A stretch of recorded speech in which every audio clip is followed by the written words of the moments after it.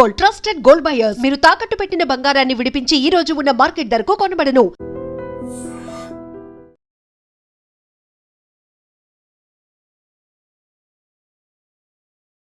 నమస్తే, welcome to I dream. నేను వలి. తమిళనాడులో కొత్త ప్రభుత్వం ఏర్పడింది. ముఖ్యమంత్రి విజయ్ తనదైన ముద్ర వేసుకుంటూ ముందుకు వెళ్ళిపోతున్నటువంటి తరుణంలో సూపర్ స్టార్ రజనీకాంత్ మీద తమిళనాడులో కొంత దుష్ప్రచారం జరుగుతోంది. అంటే ఆయన విజయ్కి వ్యతిరేకంగా పావులు కదిపాడని, విజయ్ ముఖ్యమంత్రి కావటం ఆయనకి ఇష్టం లేదని, ఆయన డిఎంకే అధినేత స్టాలిన్ విజయం సాధించాలని కోరుకున్నారని, డిఎంకే అధికారంలోకి రావాలని కోరుకున్నారని, డిఎంకేకి చాలా దగ్గరైనటువంటి వ్యక్తి అని, ఇలా విజయ్ని ముఖ్యమంత్రి కాకుండా అడ్డుకోవటంలో, అంటే ఆయన ముఖ్యమంత్రిగా ప్రమాణ స్వీకారం చేయడానికి కొంత నడిచింది కదా, రాజకీయం నడిచింది. అటు గవర్నర్ కావచ్చు, ఇంకా కొన్ని పార్టీలు కావచ్చు. సో దాంట్లో రజనీకాంత్ గారి పాత్ర ఉంది అని చెప్పి పెద్ద ఎత్తున ప్రచారం చేశారు. సోషల్ మీడియా వేదికగా దుష్ప్రచారం జరిగినటువంటి పరిస్థితి ఉంది. అందుకే ఇంత జరుగుతుంది కాబట్టి దీనికి కొంత క్లారిటీ ఇవ్వాల్సినటువంటి అవసరం ఉంది. ఇలాంటి ప్రచారానికి అడ్డుకట్ట వేయాల్సినటువంటి అవసరం ఉందని చెప్పి ఈరోజు సూపర్ స్టార్ రజనీకాంత్ ఒక ప్రెస్ మీట్ పెట్టారండి. ఆయన నివాసంలో ప్రెస్ మీట్ పెట్టి చాలా క్లియర్గా చెప్పారు, నేను డిఎంకే అధినేత స్టాలిన్ని ఫలితాల తర్వాత కలిశాను, కానీ దాన్ని చాలామంది రాజకీయం చేశారు. నేను ఎందుకు కలిశాను? స్టాలిన్ నాకు మంచి మిత్రుడు, రాజకీయాలకు అతీతంగా మిత్రుడు. స్టాలిన్ ఓడిపోయాడంటే, మిత్రుడు ఓడిపోతే కొంచెం బాధ అనిపిస్తుంది కదా.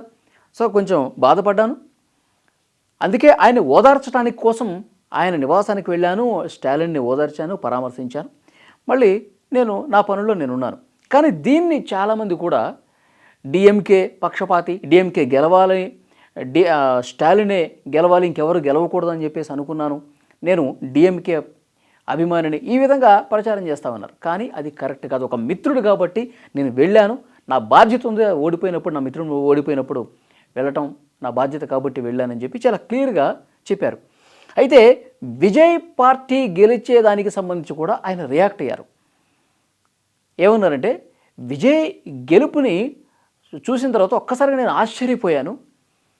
ఎందుకంటే విజయ్ అంత అద్భుతంగా ఆయన పార్టీ గెలుస్తుందని చెప్పి నేను ఊహించలేదు. ఆశ్చర్యం వేసింది, దాంతోపాటు ఆనందం కూడా వేసింది. విజయ్ గెలవకూడదని చెప్పి నేను ఎందుకు అనుకుంటాను? మా ఇండస్ట్రీకి సంబంధించినటువంటి వ్యక్తే కదా. కానీ రెండు ప్రధాన పార్టీలు, ఇటు స్టాలిన్ నేతృత్వంలోని డిఎంకే, అక్కడ పళనిస్వామిలోని అన్నా డిఎంకే, ఈ రెండు ప్రధాన పార్టీల మధ్య వచ్చినటువంటి ఒక కొత్త పార్టీ, ఆయన గెలవడానికి కొంత కష్టపడాల్సినటువంటి పరిస్థితి ఉంటుందేమో అనుకున్నాను. కానీ పోటీ చేసిన మొదటిసారే ఆయన అద్భుతమైనటువంటి విజయం సాధించారు. అందుకే నేను ఆశ్చర్యపోయాను. తర్వాత ఆనందం కూడా వ్యక్తం చేశాను. నేను ఆయనకి శుభాకాంక్షలు కూడా చెప్పాను. దీన్ని చాలామంది రాజకీయం చేశారు. అతను గెలవటం నాకు ఇష్టం లేదన్నట్టుగా ప్రచారం చేస్తున్నారు. అది ఎంత మాత్రం తప్పు. నేను అలాంటి చవకబారు మనిషిని కాదు. విజయ్ గెలవటం అనేది చాలా గొప్ప విషయం అని కూడా ఈరోజు ప్రెస్ మీట్లో సూపర్ స్టార్ రజనీకాంత్ చెప్పారు.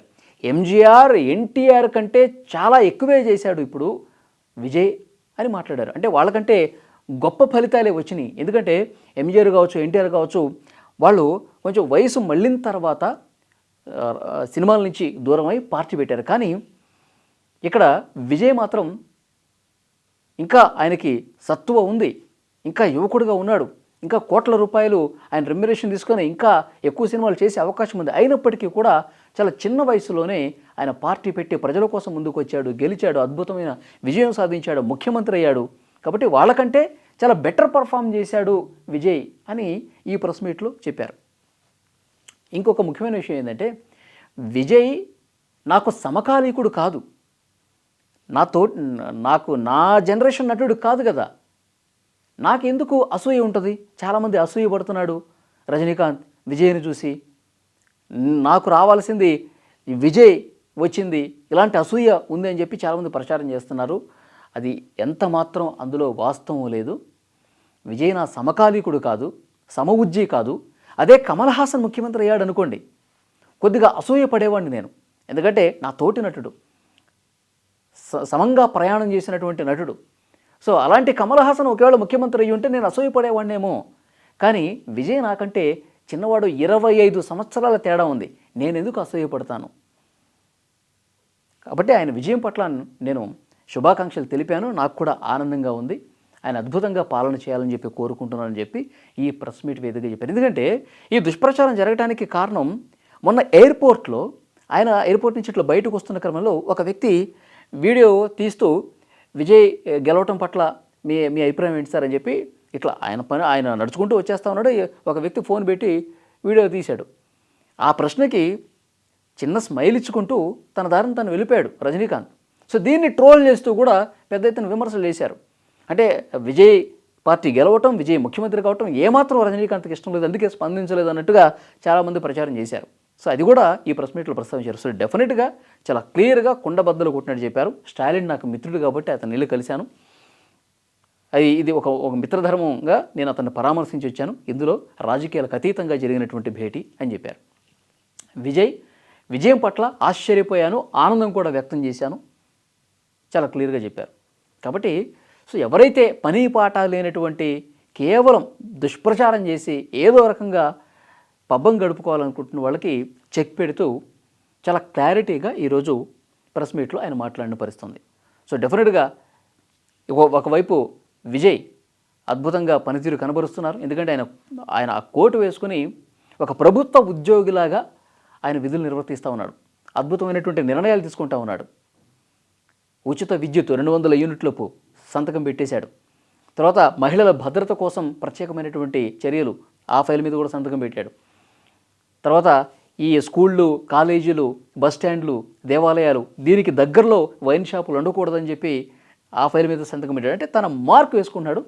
అద్భుతంగా ముఖ్యమంత్రిగా విజయ్ తన ముద్ర 100% విజయవంతంగా ముందుకు తీసుకుపోతున్నాడని మాత్రం చాలా క్లియర్గా పాలన అర్థమవుతుంది.